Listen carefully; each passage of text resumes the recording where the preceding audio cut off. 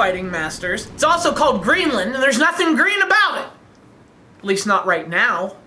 There may be in the future, though, and that's really sad. But it's not even as sad as Fighting Masters for the SEGA Genesis. So you see, it all ties together in one big circle of depression and dead polar bears. And you know, if there were polar bears in this game, that would be the least surprising thing about it.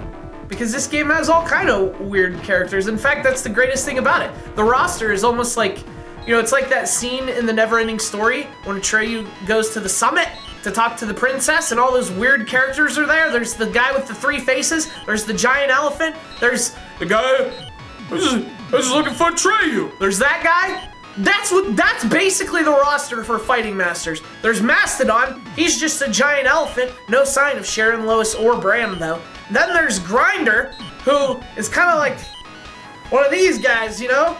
This is Grinder. And then there's this guy that's just, it's just a face, it's a rock face that with arms and legs. And again, it's the Never-Ending Story comparisons continue, because it's basically the Rock Biter, only it's just his face with shoes. That's that character. He's like, Treco the child, Treco the warrior, and then all of a sudden out of nowhere, here comes this chick.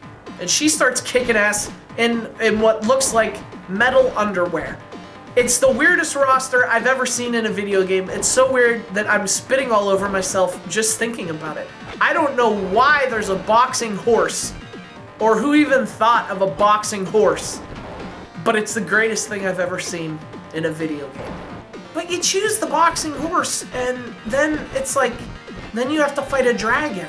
And I don't know what kind of horse, whether it's a boxing horse or not, could compete with the sheer ferocity of a giant dragon. And by the way, all these characters are giant sized. Look at the stats. It's like UFC. They give you the stats before the showdown.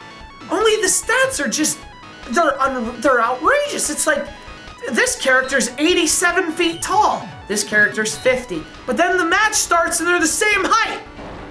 And the world is also perfectly proportioned around them. So everything just looks like normal height, which begs the question, why did you make up crazy heights? Why are they all giants if you don't even get to see the relative size that makes them giants? The steps look normal. If everything looks normal, then nothing's giant. Size is relative.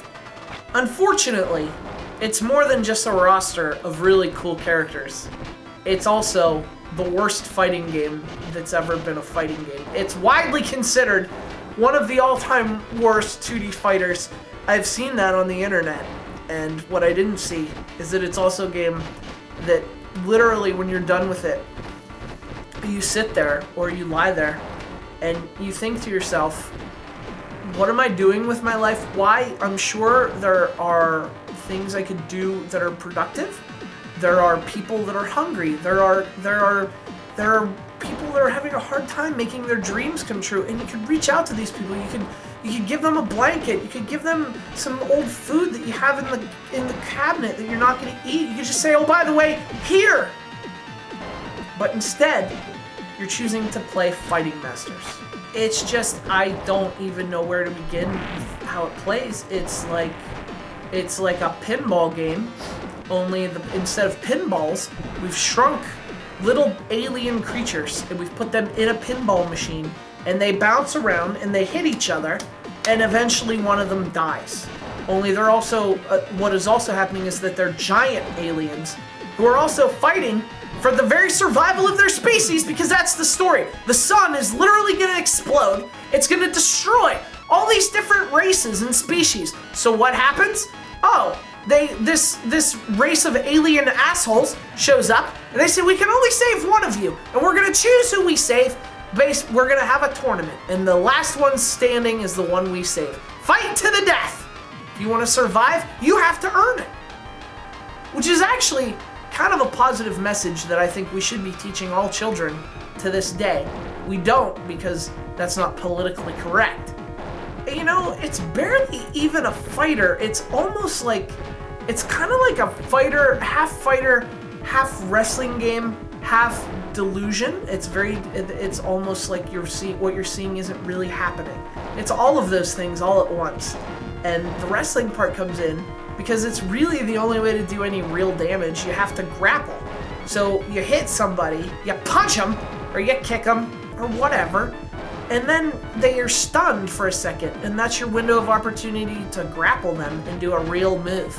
It just plays weird, and I really hate it. I really hate it, and it's very unique and different because I've never played a fighting game quite like it, but at the same time, it's like every other fighting game I've ever played. I love the roster so much. How could I love the people in the game but hate the game so impossibly much? It's my heart is being torn apart. I can feel my love for this chick in the metal underwear being torn one way, and I can feel my heart pulling the other way because this is the worst Sega Genesis fighting game I've ever played, or at least one of them.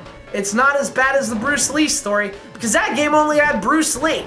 Dragon. The Bruce Lee story didn't have any dragons. This one actually does, though. So it's a step above that one. This could be worse, is what I'm saying. There could be no dragons. I wouldn't recommend anyone actually play this game. That would be a dumb idea. You would end up like me. And believe me, you don't want to end up like me. You would be just this mess of hair and despair. Hair and despair. You've come, haven't you, fighting masters? Well, that's fine, because I came prepared. Yeah.